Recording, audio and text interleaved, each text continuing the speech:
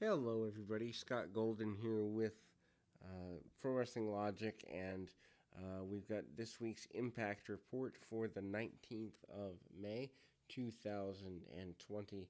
And for the second time, well, actually, for the most recent time in several weeks, again, Impact better than SmackDown by far. I can't believe it's midweek, a couple days till Friday, and I have to watch SmackDown again. Blah. Anyway, if you're new here, please subscribe, comment, like, do all that good stuff. Trying to get to 1,000 subscribers to help with the COVID relief efforts, and we'll be monetized when we get there, so that would allow us to do that. Percentage of all funds will go to charitable contributions, so help us get there. Help us make the world a better place. Anyway, um, as is always the case with Impact, it's a mixed bag. There's stuff, and I'll get to this in the main event, but short version of a long story. There's stuff that's just horrible and makes you really look at why this company has been around in different incarnations. Because let's be real, this is just a renamed TNA. They can call it Impact all they want, but when they go to TNA, TNA, TNA, and they reference TNA all the time, really it's just a poor man's version of that company. And that's sad because that company died. It should be left to rest in peace and do whatever. But at the same time, they still, even on their worst week, have more segments where people are built in a proper way than SmackDown does right now. And SmackDown's on network television. That says a lot, and it's really kind of scary. Anyway, let's get into the review. Impact returns from Tennessee tonight, and we see an opening video where they recap the week's tournament matches from the week before, which includes Hernandez defeating Madman Fulton, bad idea, and then Trey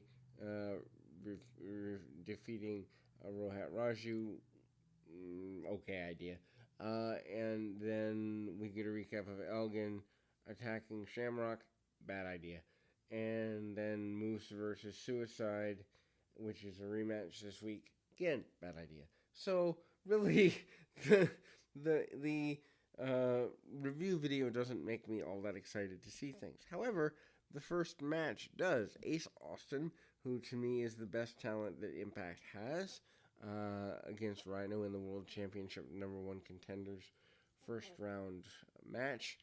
The announcers talk about how Shamrock was supposed to be in the position, but Shamrock couldn't compete this week, and so Austin, who is a former X Division champion, puts himself in a position to be able to be the current potential #1 contender for the heavyweight championship. Rhino has an early advantage as well. He should. He's got 100 pounds on the kid, and Ace stalls, jumps out of the ring, does all that he can do to avoid interacting with Rhino. That's why he's so good. The kid's in his early 20s, but he's got a poise of a guy who's been around a lot longer than he has. Uh, he dodged an early gore, which is good.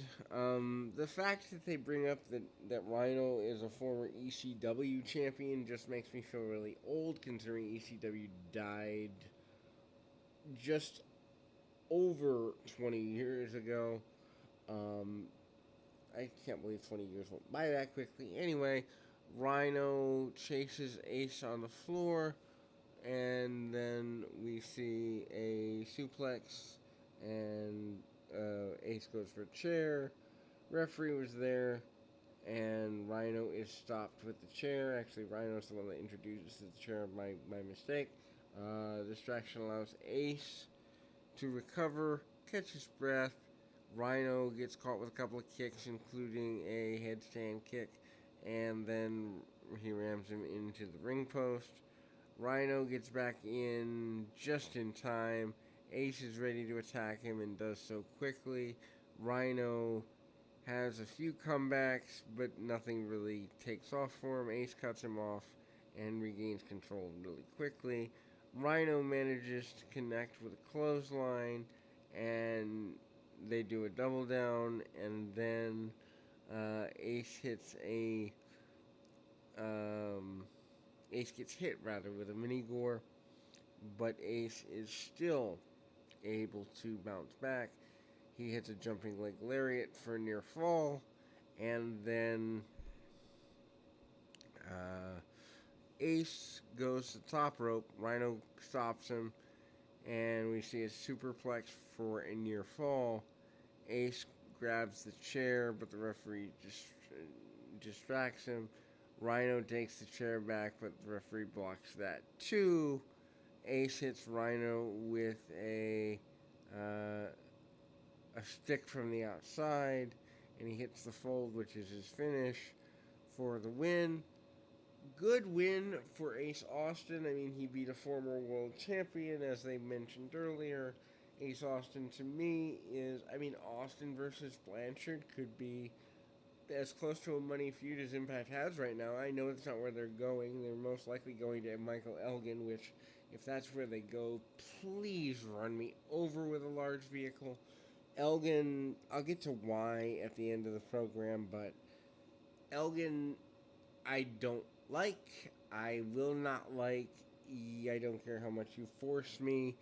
And he's just A, he's being portrayed badly, and B, he's not as good as all the hype would indicate. Anyway, so Matthews and Moose do the interview thing again. Moose is asked how delusional he thinks he is, claiming to be the TNA champion. Moose says when he loses the title, he'll let it go. Moose brings up the referee making it a championship match by holding the championship up before the match begins. Brings up having his own referee. Matthews brings up Suicide had a visual pin over him. Moose said Suicide didn't win. Moose says he'll give Suicide a rematch on this event, on this week's TV, because he's a fighting champion. Again, I don't like the whole Moose, as the TNA. I think the distance from the TNA name would be better for the company as a whole. And Moose is one of the unique talents that hasn't been elsewhere to be, compromised in any way. I think him being in like a main event program makes more sense to me than what they're doing in the main events. So, I would bump him up. Tasha Steelz is backstage. She's approached by Kiera Hogan. She tells Steelz that she's impressed with her and offers to guide her, and they partner up together. No harm in this. Matthews and Madison Rayne runs down the rest of the show. Again, week in, week out, Madison Rayne, my gosh, why can't she be with a bigger company? She's phenomenal in the role of color analyst or supporting announcer. She is just enough of a heel, but she's logical and she makes sense, and she's a female voice, which I think every company should have at least one intelligent female. So to get the female demographic, man, she's phenomenal. Anyway, Crazy Steve defeats Dave Christ. Yeah, throwaway match. I've never been a Crazy Steve fan, but it is what it is. Chris tries to jump Steve from behind, but gets caught with strikes and a leg sweep and a whole bunch of other things. Cannonball in the corner. He escapes to the floor. Steve lands a pescado, wiping him out. Dave kicks the ropes into the groin and cut him off. Joey Ryan comes out. He observes and makes notes of the match. There's a guy that if he got fired from all of wrestling, I wouldn't care. Chris works over Crazy Steve for a couple of minutes. Gets quite a few 2 counts. And then teases a Kimura and nearly gets a submission out of it, but doesn't. Steve tries to kick Dave away, but it doesn't work. And OVE, someone from OVE would distract the referee every time things aren't going in the way for Chris. Crazy Steve gets an opening and hits a jumping DDT to pick up the win. Again, throwaway match completely. I like the Chris and as far as Crazy Steve, I've never been a fan of the character, but it was really a throwaway match. Anyway, post match, Fulton berates the Chris brothers and says he's done with OVE. He chokes both of the remaining OVE members out.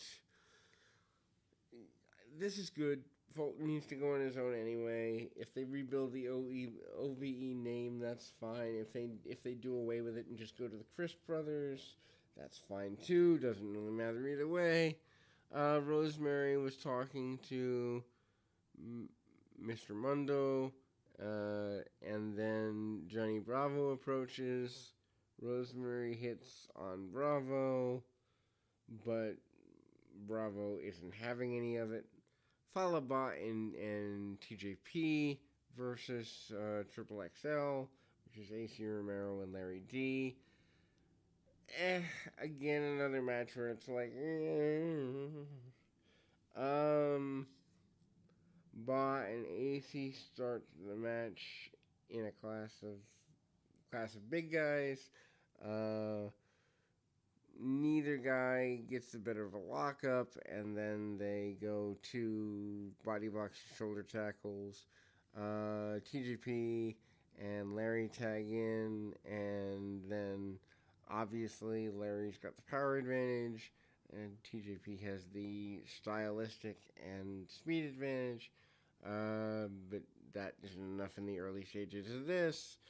And then TJP finally does find his rhythm of using his speed to get an advantage. Larry goes for a sit-down pin. TJP dodges it, follows up with a low cross body, but he only gets a 1 count.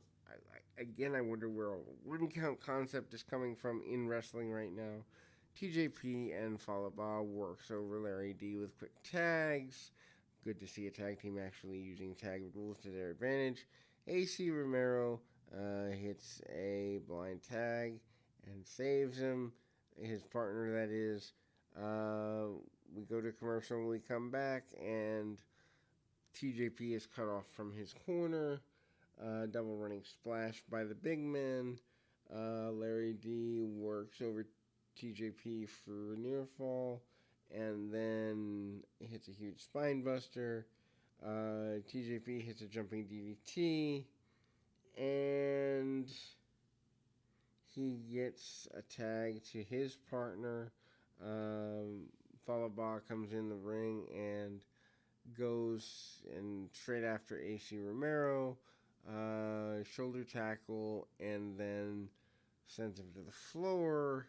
Falaba continues with a crossbody on Larry D. Tries to follow up with the belly to back suplex, but can't get where he wants to. Larry blocks it and allows AC to return with a pounce for a near fall. Again, this match is going on way too long. Triple XL goes for double team on Bob, but they get caught with a crossbody. So many crossbodies in one match. Anyhow, Ba hits a belly to back suplex on Larry D. Good power there. Near fall, and then a bonsai drop. But Ace Romero stops him, then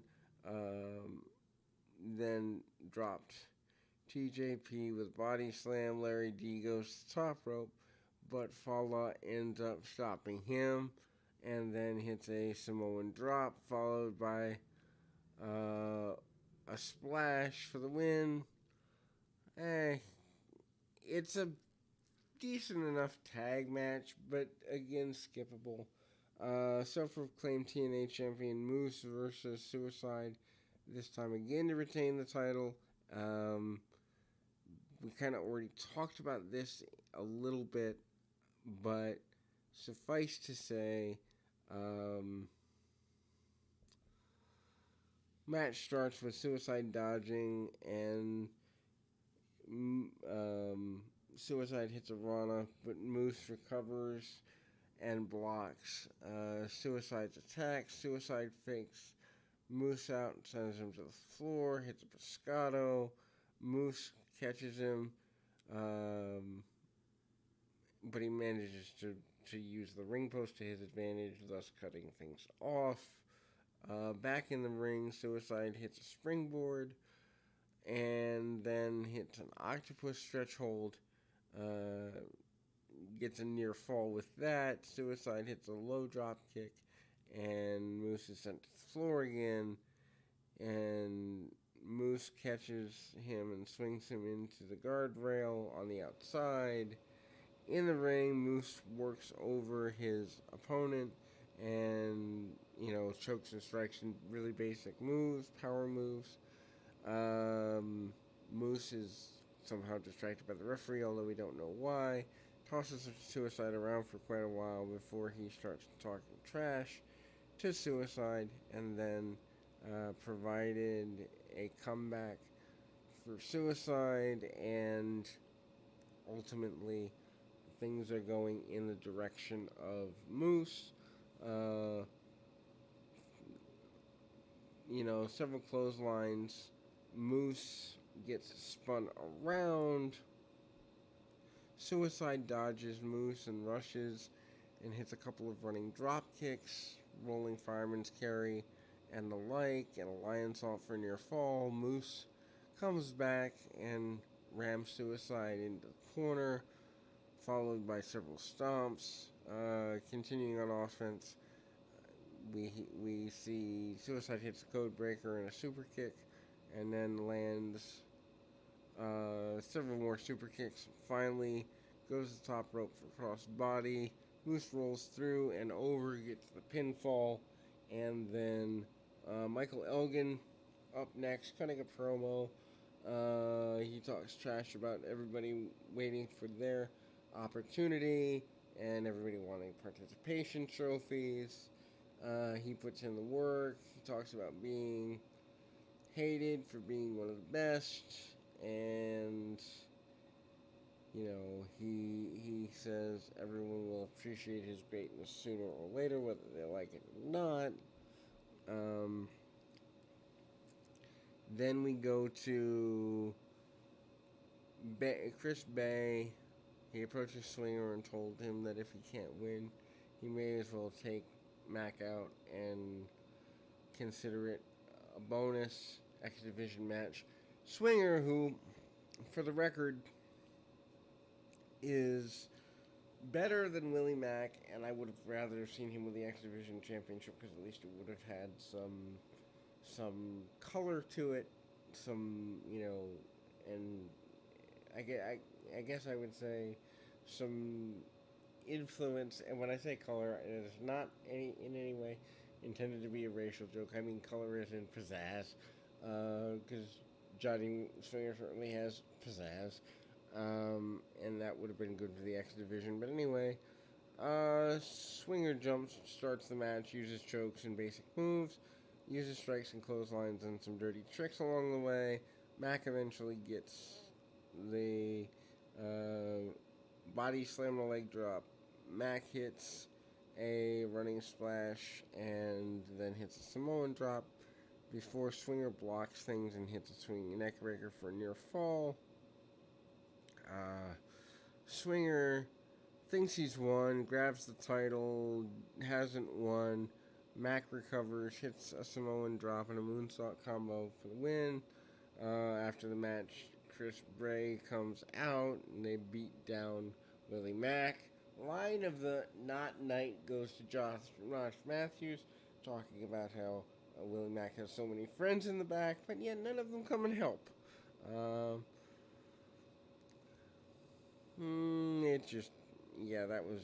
That was just stupid. Promo from the North talking about Page saying that he rented out the dojo for a month, but Alexander wasn't excited for another match. Page says there was no more competition. Cody Deaner walks in, says he'll find a partner and give him competition, says he wants a title shot. And the match can take place at the Deaner compound. Next week, we'll also have the semifinals for the number one contenders tournament. Main event: Michael Elgin versus Sami Callihan in the number one contenders tournament for final first round match. Okay, so here's the deal. Sami Callihan couldn't get off of NXT, so he's already damaged goods.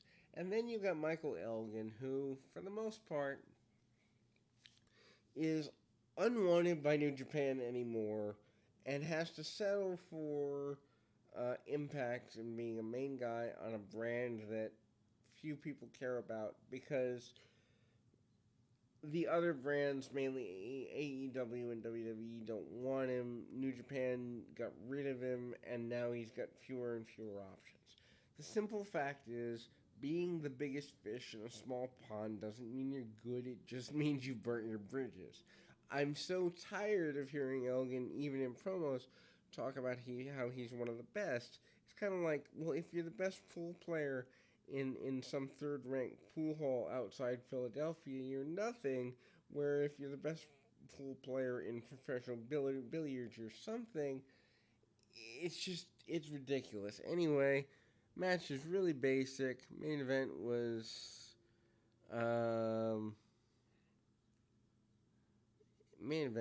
just there. And then, the acknowledgement that Shamrock has had an effect on Callihan over the last several weeks is there. He's limping through the match. Elgin has an advantage early, uses his power early, and he knows that Callihan has a bullseye on the knee and ankle, so he goes for it. And then Callihan tries to create space, and Elgin has no option but to go for that injured ankle. They trade strikes. Sami lands a big clothesline, and Elgin's brought down.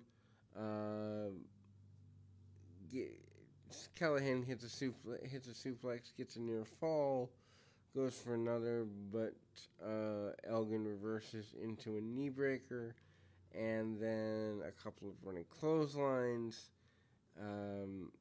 Hits a low drop kick to the knee. Elgin drops Sami with the knee again, follows with a sliding lariat for a near fall.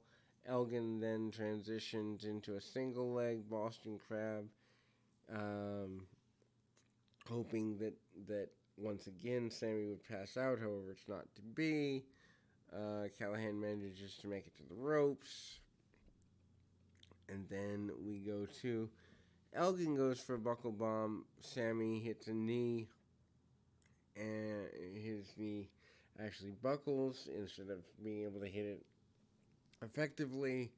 Elgin hits a couple of lariats. Callihan is mocking him and basically begging him to come on, thus making his offense look extremely weak. Elgin goes for one final lariat, but Callihan collapses. Elgin lifts Sami, and then out of nowhere, Sami hits a desperation back suplex and a running elbow for a near fall. Sami goes for the Cactus Special, but Elgin reverses it and hits a deadlift buckle bomb. Sami came back with a lariat after not selling the buckle bomb at all, so effectively killing the move, and Elgin responds with a back fist. Sami escapes the second buckle bomb. Elgin then hits a second back fist and Elgin bomb for the win.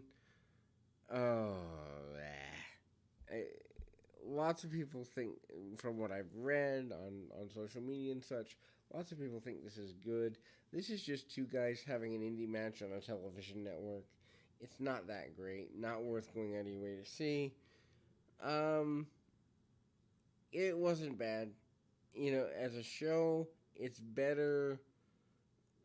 It's better than SmackDown as a show. It's better than some parts of Raw, and um, it. I mean, for a company that has very little to work with, they get the most out of the least. Um,